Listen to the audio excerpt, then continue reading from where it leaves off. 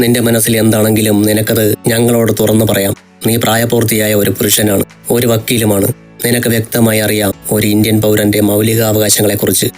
തുറന്നു പറയേണ്ടിടത്ത് ഒരു നിമിഷം പോലും വൈകാതെ തുറന്നു പറയുക തന്നെ വേണം. അംഗീകരിക്കാൻ പറ്റുന്നതാണെങ്കിൽ ഞാൻ നിൽക്കും നിന്റെ കൂടെ. ഇത് ഞാൻ നിനക്ക് തരുന്ന വാക്കാണ്. ജോൺ പകർന്നു നൽകിയ ആത്മവിശ്വാസത്തിൽ സാം ശ്വാസത്തെ ഒന്ന് ഉള്ളിലേക്ക് ആഞ്ഞു വലിച്ചു. മിഴികൾ ഉയർത്തി അവൻ അവന്റെ പപ്പയെ നോക്കി. പപ്പ, ഞാനൊരു പെൺകുട്ടിയെ സ്നേഹിക്കുന്നു. എനിക്ക് അവളെ എത്രമാത്രം ഇഷ്ടമാണോ അത്ര തന്നെ അവളും എന്നെ സ്നേഹിക്കുന്നു. ഒരിക്കലും ഇതിനെ ഒരു ടീനേജ് പ്രണയമായി പപ്പയും മമ്മിയും കാണരുത്. പക്വത വന്ന രണ്ട് വ്യക്തികളാണ് ഞങ്ങൾ. അതുകൊണ്ട് തന്നെ ഞങ്ങളുടെ പ്രണയവും പക്വത ഉള്ളതാണ്. ഇക്കാര്യം ഇങ്ങനെയല്ല ഞാൻ എൻ്റെ പപ്പയോട് പറയാൻ ആഗ്രഹിച്ചത്. ഞാനും പപ്പയും മമ്മിയും മാത്രമായി നമ്മുടേതായ ലോകത്തിരിക്കുമ്പോൾ കൊച്ചു വർത്തമാനങ്ങൾ പറയുന്നതിനിടയ്ക്ക് എൻ്റെ എലിസബത്തിനെ കുറിച്ച് പറയണമെന്ന് ഞാൻ ആഗ്രഹിച്ചിരുന്നു. പക്ഷേ അവൻ്റെ ശബ്ദം വിറച്ചു. സത്യം പറഞ്ഞാൽ ആയുഷിന് സങ്കടം തോന്നി. ഇങ്ങനെയൊരു അവസ്ഥയിലേക്ക് സാമിനെ തള്ളിയിട്ടത് താനല്ലേ എന്ന കുറ്റബോധം അവനിൽ നിറഞ്ഞു. ഇമ്മാനുവൽ എഴുന്നേറ്റ് സാമിനടുത്തേക്ക് ചെന്നു. എൻ്റെ കുഞ്ഞ്, അതിന് നീ എന്തിനാ ഇങ്ങനെ സങ്കടപ്പെടുന്നത്? നിന്റെ സന്തോഷമല്ലേ ഞങ്ങളുടെയും സന്തോഷം. നിന്റെ മനസ്സിലെ ഇഷ്ടം ഞങ്ങളോട് തുറന്നു പറയുമ്പോഴാണ് നമ്മൾ മനസ്സുകൊണ്ട് അടുത്താണ് എന്ന തോന്നലുണ്ടാകുന്നത്. അയാൾ അവനെ തൻ്റെ അരികിലേക്ക് ചേർത്തിരുത്തി. ഇനി പറയൂ, ഏതാണ് ആ കുട്ടി? ഇനിയെല്ലാം ഞാൻ പറയാമെങ്കിൽ. ആയുഷ് പറഞ്ഞത് കേട്ട് എല്ലാവരുടെയും മിഴികൾ അവനിലേക്കായി. പേര് എലിസബത്ത്, ക്രിസ്ത്യൻ പെൺകുട്ടി, വീട്ടിൽ പപ്പ മമ്മി. അവരുടെ ഒരേ ഒരു മകളാണ് എലിസബത്ത്. നല്ലൊരു ഡോക്ടറാണ്, ഗൈനക്കോളജിസ്റ്റാണ്. വ്യക്തമായി പറഞ്ഞാൽ നന്ദയെ കൺസൾട്ട് ചെയ്യുന്നത് ഡോക്ടർ എലിസബത്താണ്. ആയുഷ് പറഞ്ഞു നിർത്തിയതും ജോണിന്റെ കണ്ണുകളിൽ ആശ്ചര്യഭാവം നിറഞ്ഞു. ആ കുട്ടിയാണോ? ആയുഷ് അതേ എന്ന് തലകുലുക്കി. എങ്കിൽ പിന്നെ ഒന്നും നോക്കാനില്ല മാനിച്ചായ. ഏറ്റവും അടുത്ത ദിവസം തന്നെ നമുക്ക് ആ കുട്ടിയുടെ വീട്ടിലേക്ക് പോകാം. അവളുടെ പപ്പയുടെയും മമ്മിയുടെയും അഭിപ്രായം അറിയണമല്ലോ. എന്തായാലും സാം, നിന്റെ സെലക്ഷൻ കൊള്ളാം. നല്ല കുട്ടിയാ, എനിക്കിഷ്ടമായി. അതോടെ ആ കാര്യത്തിനൊരു തീരുമാനമായി. ഇരിക്കാൻ വയ്യാത്തതിനാൽ അകത്തേക്ക് ആദ്യം എഴുന്നേറ്റ് നടന്നത് അളകയായിരുന്നു. അവളെ ചേർത്ത് പിടിച്ചുകൊണ്ട് ആയുഷ് നടന്നു. ഞാൻ വെച്ചിട്ടുണ്ടേ അപ്പച്ചി എന്ന് കണ്ണുകൾ കൊണ്ട് ജോലിയെ കുറിപ്പിച്ച് നോക്കിക്കൊണ്ട് സാമം അകത്തേക്ക് നടന്നു. നീ ആലോചിച്ചു കൊണ്ടിരുന്നത് എന്താണെന്ന് പറയാതെ നാളെ നിന്നെ വീട്ടിലേക്ക് തിരിച്ചു പോകാൻ അനുവദിക്കില്ല പെണ്ണേ എന്ന് ആമി ജോലിയുടെ കാതിൽ അടക്കം പറഞ്ഞു. ഞാൻ നാളെ പറയാം. അതേ അടക്കത്തിൽ ജോലി തിരിച്ചു പറയുമ്പോഴും അവളുടെ സ്വരം വിറകൊള്ളുന്നത് ആമി അറിഞ്ഞു. നന്ദയെ ബെഡിൽ കിടക്കാൻ സഹായിച്ചുകൊണ്ട് തിരിയുമ്പോഴാണ് പോക്കറ്റിൽ കിടക്കുന്ന ഫോൺ വൈബ്രേറ്റ് ചെയ്യുന്നത് ആയുഷ് അറിഞ്ഞത്. അതോടെ അവൻ ഫോണും എടുത്ത് പുറത്തേക്ക് നടന്നു. അച്ചയോട്ടൻ എങ്ങോട്ടാ? റൂമിന് പുറത്തേക്കാണ് പോകുന്നത് എന്ന് മനസ്സിലാക്കിയ അളക വിളിച്ചു ചോദിച്ചു. നീ ഉറങ്ങിക്കോ, ഞാനിതാ വരുന്നു.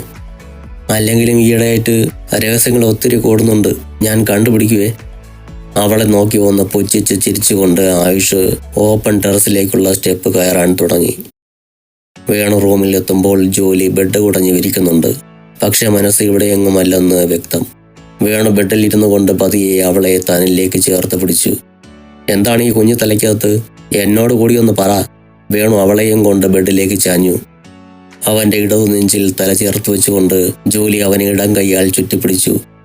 വേണു ഏട്ടാ, ഞാനൊരു കാര്യം ചോദിക്കട്ടെ? ചോദിക്കടി, അതിനെന്തിനാ എൻ്റെ സമ്മതം? നമുക്കൊരു കുഞ്ഞുണ്ടായാൽ എല്ലാവരും എന്തു പറയും? എന്തു പറയാൻ? അങ്ങനെയൊന്ന് നടക്കുന്ന സമയത്ത് നമുക്കതിനെക്കുറിച്ച് ആലോചിച്ചാൽ പോരെ? ജോലി വേണുവിന്റെ വലതുകരം എടുത്ത് തൻ്റെ ഉദരത്തിനോട് ഒന്ന് ചേർത്ത് വച്ചു. ഇവിടെ ഒരാളുണ്ടോ എന്ന് എനിക്കൊരു ഡൗട്ട്. പതിയെയുള്ള ജോലിയുടെ സംസാരം വേണുവിന്റെ തലയിൽ കത്താൻ ഒരു നിമിഷമെടുത്തു. വേണു ആശ്ചര്യഭാവത്തിൽ അവളെ ഒന്ന് നോക്കി. നമുക്ക് പ്രായമായില്ലേ വേണുവേട്ടാ? ഈ പ്രായത്തിൽ ഒരു കുഞ്ഞ് എന്ന് പറയുമ്പോൾ ആൾക്കാരെന്ത് കരുതും? നമുക്ക് പ്രായമേറിയിട്ടൊന്നുമില്ല ജോലി. ദൈവം അങ്ങനെ അനുഗ്രഹിച്ചിട്ടുണ്ടെങ്കിൽ നമ്മൾ ആ കുഞ്ഞിനെ വളർത്തും. നാളെ നേരം വെളുക്കട്ടെ. ഈ സംശയം സത്യമാണോ എന്ന് ചെക്ക് ചെയ്തതിന് ശേഷം ബാക്കി കാര്യങ്ങളെക്കുറിച്ച് നമുക്ക് ആലോചിക്കാം. ഇപ്പൊ എൻ്റെ ജോലി കൊച്ച് കണ്ണടച്ച് കിടന്ന് ഉറങ്ങാൻ നോക്ക്. ജോലിയുടെ പുറത്ത് താളം പിടിച്ച് ഉറക്കുമ്പോഴും വേണുവിന്റെ ഉള്ളം സന്തോഷത്താൽ തുടിക്കുന്നുണ്ടായിരുന്നു. ആ ബംഗ്ലാവിലെ പലരുടെയും മനസ്സ് സന്തോഷത്തിൽ ആറടുമ്പോൾ അകലെ ഇരുന്നു കൊണ്ട് ചിലർ ഉറക്കം വെടിഞ്ഞ് കരുക്കൾ നീക്കുകയായിരുന്നു. പിറ്റേന്ന് വേണു ജോലിയെയും കൂട്ടി ഡോക്ടർ എലിസബത്തിനെ കണ്ടു. ടെസ്റ്റുകൾക്കൊടുവിൽ ഡോക്ടർ ആ സന്തോഷ വാർത്ത വേണുവിനോടും ജോലിയോടും പങ്കുവച്ചു. ഒരേ സമയം സന്തോഷം കൊണ്ടും സങ്കടം കൊണ്ടും കണ്ണു നിറഞ്ഞു വേണുവിന്. ഇങ്ങനെയൊരു ജീവിതം അയാൾ പ്രതീക്ഷിച്ചതല്ലല്ലോ. പ്രതീക്ഷിക്കാതെ കൈവന്നതിനായതിനാൽ അതിന്റെ മധുരവും ഇരട്ടിയായിരുന്നു. എല്ലാവരേക്കാളും സന്തോഷം ആയുഷിനായിരുന്നു. അവൻ ഓഫീസിൽ ഉള്ളവർക്കെല്ലാം മധുരം കൊടുത്ത് അവൻ്റെ സന്തോഷം പങ്കുവച്ചു. ബംഗ്ലാവിൽ എല്ലാവരും ഈ വാർത്ത അറിഞ്ഞ് നല്ല സന്തോഷത്തിലാണ്. 2-3 മാസത്തിന് ശേഷം തിരിച്ചു പോയാൽ മതിയെന്ന് പറഞ്ഞ് ആമി ജോലിയുടെ സംരക്ഷണം ഏറ്റെടുത്തു. അങ്ങനെ ആ ബംഗ്ലാവിൽ 2 ഗർഭിണികളായി. ഓരോ ദിവസവും ഓരോ യുഗങ്ങളായാണ് അളകയ്ക്ക് അനുഭവപ്പെട്ടത്. ശാരീരിക അസ്വസ്ഥതകളെ കൂടാതെ മാനസികമായ പെരുമുറക്കവും അവളെ ബാധിച്ചു. അതിനുള്ള പ്രധാന കാരണം ഉറക്കമില്ലായ്മ തന്നെ. രാത്രി മുഴുവൻ ഇരുന്നും നടന്നും കഴിച്ചു കൂട്ടാമെന്നല്ലാതെ കിടന്നുറങ്ങാൻ അവൾക്ക് കഴിയുമായിരുന്നില്ല. 8 മാസം തികയുന്ന അന്ന് ഹോസ്പിറ്റലിൽ അഡ്മിറ്റ് ആക്കുവാനാണ് ഡോക്ടർ എലിസബത്ത് പറഞ്ഞിരിക്കുന്നത്. അതുകൊണ്ട് തന്നെ എന്നും ഓഫീസ് വിട്ടാൽ ആയുഷ് അളകയ്ക്കടുത്ത് എത്തുമായിരുന്നു. രാത്രി മുഴുവൻ അവളോടൊത്ത് ഉറക്കമില്ലാത്ത സമയങ്ങളായിരുന്നു ആയുഷിനും. അവൾ അനുഭവിക്കുന്ന വേദനയും സംഘർഷവും എത്രമാത്രമുണ്ടെന്ന് അവനും അനുഭവിച്ചറിയുകയായിരുന്നു. നാളെ കാലത്ത് ഞാൻ എറണാകുളത്തെ ഓഫീസിലേക്ക് പോകും. മറ്റന്നാൾ രാത്രിയിലേ തിരിച്ചു വരൂ. ഭക്ഷണം കഴിക്കാനായി എല്ലാവരും ഊണുമേശയിൽ ഒത്തുകൂടിയപ്പോഴാണ് ആയുഷ് അക്കാര്യം അറിയിച്ചത്. അളക ഭക്ഷണം കഴിക്കാതെ ഒരു നിമിഷം അവനെ ഒന്ന് നോക്കിയിരുന്നു. അവൻ അവളുടെ തല തൻ്റെ തോളിലേക്ക് ചായച്ചു. നിനക്ക് വേണ്ടപ്പെട്ടവരെല്ലാം നിന്റെ അടുത്തുണ്ടല്ലോ നന്ദ. ഓഫീസിൽ അത്യാവശ്യമായി പോകേണ്ടതുകൊണ്ടാ. കഴിഞ്ഞ ആഴ്ച ദുബായിലെ ഓഫീസിൽ പോകേണ്ടത് നിന്റെ ആവശ്യം കാരണം മാറ്റിവെച്ചതാ ഞാൻ. ഇത് പക്ഷേ മാറ്റിവെക്കാനാവില്ല. ഞാൻ അവിടെ ചെന്നില്ലെങ്കിൽ ആ ഓഫീസ് ഇനി ഉണ്ടായിട്ട് തന്നെ കാര്യമുണ്ടാവില്ല. അത് പറയുമ്പോൾ ആയുഷിന്റെ മുഖത്ത് ഗൗരവം നിറഞ്ഞിരുന്നു. എന്താ അച്ചു, എന്തെങ്കിലും പ്രശ്നമുണ്ടോ? ഞാൻ വരണോ കൂടെ? ജോൺ അത് ചോദിക്കുമ്പോൾ ആമിയുടെ മുഖത്ത് ആകുലത നിറഞ്ഞിരുന്നു. വേണ്ടെങ്കിൽ നമ്മൾ 2 പേരും ഒരുമിച്ച് ഇവിടെ ഇല്ലാതിരുന്നാൽ ശരിയാവില്ല. നന്ദയ്ക്ക് എന്തെങ്കിലും അത്യാവശ്യം വന്നാൽ അവളെയും കൊണ്ട് ഹോസ്പിറ്റലിൽ പോകണ്ടേ? ഇത് ഞാൻ തനിച്ച് ഹാൻഡിൽ ചെയ്തോളാം. ഞാനുള്ളപ്പോൾ നീ തനിച്ച് പോകുന്നത് എന്തിനാച്ചു? എവിടെ പോകുന്നതും നമ്മൾ ഒന്നിച്ചല്ലേ. നാളെയും അങ്ങനെ മതി. വേണു ഉറച്ച സ്വരത്തിൽ പറഞ്ഞു. അതൊന്നും നടക്കില്ല വേണുവേട്ടാ. നാളെ വേണുവേട്ടൻ ഓഫീസിൽ വേണം. കുറച്ച് കാര്യങ്ങൾ നിങ്ങളെ ഏൽപ്പിച്ച് വേണം എനിക്ക് പോകാൻ. അളക കുറച്ച് ദേഷ്യത്തിലാണ് കിടക്കാനായി വന്നത്. കിടന്നപാടെ 1 മണിക്കൂർ ഉറങ്ങാൻ കഴിയുമെന്നതിനാൽ ഊണ് കഴിഞ്ഞ് റൂമിൽ എത്തിയാൽ ഉടനെ അവൾ ബെഡിൽ കയറി കിടക്കും. ആദ്യം ഇടത് ഭാഗം ചരിഞ്ഞു കിടക്കും. അവിടെ വേദന തുടങ്ങിയാൽ പിന്നെ വലത് ഭാഗത്തേക്ക് തിരിയും. അവിടെയും വേദന തുടങ്ങിയാൽ പിന്നെ കുറച്ചു നേരം മലർന്നു കിടക്കും. പിന്നീടാണ് തണ്ടൽ വേദന തുടങ്ങുന്നത്. അത് വന്നു കഴിഞ്ഞാൽ പിന്നെ ഒരു രക്ഷയുമില്ല. പിന്നെ നടക്കുക, ഇരിക്കുക, അതാണ് നേരം വെളുക്കുന്നത് വരെയുള്ള ജോലി. അന്ന് പക്ഷേ അവൾ ബെഡിലേക്ക് കയറി കിടന്നില്ല. പകരം വീർപ്പിച്ച മുഖവുമായി സോഫയിലേക്ക് ചാരിയിരുന്നു. കിടക്കുന്നില്ലെന്ന് തീരുമാനിച്ചോ? അല്പനേരം അവളുടെ ഇരിപ്പ് നോക്കി നിന്ന ശേഷം ബെഡിലേക്ക് ഇരുന്നു കൊണ്ട് ആയുഷ് ചോദിച്ചു. ഞാൻ കിടന്നാലും ഇരുന്നാലും അച്ചുവേട്ടനെന്താ? ഒന്നുമില്ലേ? ഒന്നുമില്ല. എൻ്റെ നന്ദ, നാളെ ഞാൻ പോകുന്നതിനാണോ നീ ഇങ്ങനെ മുഖം വികർപ്പിച്ചിരിക്കുന്നത്? അവൾ അതിന് മറുപടി ഒന്നും പറഞ്ഞില്ല. നാളെ രാവിലെ ഞാൻ പോയാൽ മറ്റന്നാൾ രാത്രി ഞാൻ ഇങ്ങെത്തും നന്ദ. ഒരു രാത്രി ഞാൻ ഇല്ലാതിരിക്കുന്നതിനാണോ നീ ഇങ്ങനെ മുഖം വികർപ്പിച്ചിരിക്കുന്നത്? എങ്കിൽ ഞാൻ പോകുന്നില്ല. എൻ്റെ സ്വന്തം അധ്വാനമാണ് എറണാകുളത്തെ കമ്പനി. അതങ്ങ് നഷ്ടപ്പെടുന്നെങ്കിൽ നഷ്ടപ്പെടട്ടെ. അതിൻ്റെ വേദന ഞാൻ മാത്രം സഹിച്ചാൽ മതിയല്ലോ. ആയുഷ് എഴുന്നേറ്റ് തയ്യാറാക്കി വെച്ചിരുന്ന സൂട്ട് കേസ് തുറന്ന് അതിലെ ഡ്രസ്സുകൾ എടുത്ത് പുറത്തേക്ക് വെച്ചു. അതോടെ അളകായിരുന്നിടത്തു നിന്നും വേഗം എഴുന്നേറ്റു. പുറത്തേക്ക് എടുത്തു വെച്ച ഡ്രസ്സുകൾ അവൾ തന്നെ സൂട്ട് കേസിലേക്ക് തിരികെ വെച്ചു. അച്ചുവേട്ടൻ ഇല്ലാത്ത സമയത്തെങ്ങാനും എനിക്ക് വയ്യാണ്ടായാലോ? ടെൻഷനുണ്ടാ ഞാൻ, അല്ലാതെ. പെട്ടെന്ന് അവൾ മുഖം പോത്തി കരഞ്ഞു. ആ കരച്ചിൽ അധിക നേരം കണ്ടു നിൽക്കാൻ അവനായില്ല. അവൻ്റെ മുഖത്ത് അവളോടുള്ള ആർദ്രതയേറി. കൈക്കൊമ്പിളിൽ അവളുടെ മുഖം കോരിയെടുത്തുകൊണ്ട് അവൻ അവളുടെ കണ്ണുകളിലേക്ക് നോക്കി. എത്ര വലിയ പ്രതിസന്ധികളെ നേരിടേണ്ടി വന്നാലും എൻ്റെ നന്ദ ഒരു നിമിഷം പോലും പതറരുത്, തളരുകയുമരുത്. തളർന്നു പോയാൽ ആ തളർച്ചയിൽ നിന്നും പിന്നീട് ഒരിക്കലും എഴുന്നേൽക്കാൻ പറ്റിയില്ലെന്ന് വരില്ല. അവൾ പിടയ്ക്കുന്ന മിഴികളോടെ അവൻ്റെ പൂച്ച കണ്ണുകളിലേക്ക് മാറി മാറി നോക്കി. ഈ വാക്കുകൾ എന്തോ വരാൻ പോകുന്നതിൻ്റെ സൂചന പോലെ തോന്നുന്നല്ലോ അച്ചുവേട്ടാ എനിക്ക്. ഈ സമയത്ത് എന്തിനാ ഇങ്ങനെയൊക്കെ പറയുന്നത്? മാനസികമായി എന്നെ തളർത്താനാണോ? അവൻ അവളുടെ മുഖം തൻ്റെ നെഞ്ചിലേക്ക് ചേർത്ത് വച്ചു. നീ വെറും ഒരു ആയുഷിൻ്റെ ഭാര്യയല്ല, കൃഷ്ണ ഗ്രൂപ്പിൻ്റെ മാനേജിംഗ് ഡയറക്ടർ ആയുഷ് കൃഷ്ണയുടെ ഭാര്യയാണ്. മനസ്സ് ചഞ്ചലപ്പെടുമ്പോഴെല്ലാം ആ ഓർമ്മ നിനക്കുണ്ടായിരിക്കണം. ഇപ്പോൾ എൻ്റെ കുഞ്ഞ് വേറൊന്നിനെക്കുറിച്ചും ചിന്തിക്കണ്ട. നമ്മുടെ മക്കളെക്കുറിച്ച് മാത്രം ചിന്തിക്കുക. അവരുടെ ആരോഗ്യത്തെക്കുറിച്ച് മാത്രം ആലോചിച്ച് ആകുലപ്പെടുക. ആയുഷ് അവളെ പതിയെ ബെഡിലേക്ക് ചായച്ചു കിടത്തി. എന്നിട്ട് അവൾ കരയിലേക്ക് കിടന്നു. പതിയെ അവൻ്റെ വലതുകരം അവളുടെ വയറിനെ തലോടിക്കൊണ്ടിരുന്നു. അച്ഛൻ്റെ സാമീപ്യം അറിഞ്ഞിട്ടെന്നോണം അവളുടെ വയറിൻ്റെ പല ഭാഗങ്ങളും മുഴച്ചു നിൽക്കുന്നത് അവൻ്റെ കൈകൾ അറിയുന്നുണ്ടായിരുന്നു. അച്ഛയുടെ മക്കൾ തിരക്ക് കൂട്ടല്ലേ, പൂർണ്ണ ആരോഗ്യമുള്ള മക്കളായി വേണം നിങ്ങൾ പുറത്തേക്ക് വരാൻ. അതുവരെ ഈ അച്ഛനും അമ്മയും കാത്തിരിക്കും. അവൻ തലതാഴ്ത്തി ആ വയറിൽ 2 മുത്തങ്ങൾ കൊടുത്തു. അമ്മ ഉറങ്ങാൻ പോവാ, അച്ഛയുടെ മക്കൾ ഉറങ്ങിക്കോട്ടാ. വയറിൽ ഒന്നുകൂടി തഴുകിക്കൊണ്ട് അവൻ അളകയുടെ അടുത്തേക്ക് ചരിഞ്ഞു കിടന്നു.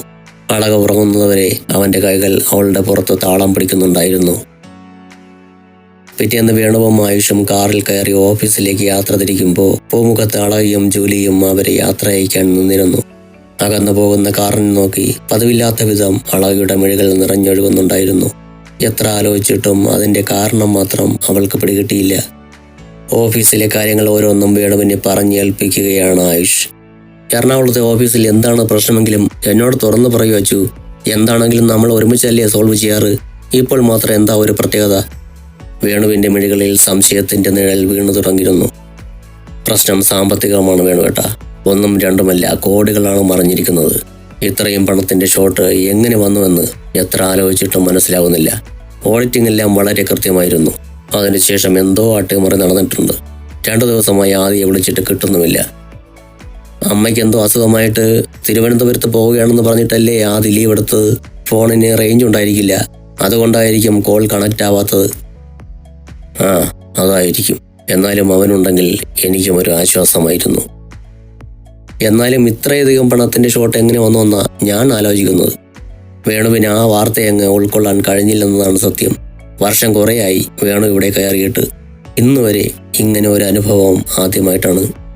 ആയുഷ് എല്ലാ കാര്യവും വേണുവിനെ ഏൽപ്പിച്ചിട്ടാണ് എറണാകുളത്തേക്ക് യാത്ര തിരിച്ചത്.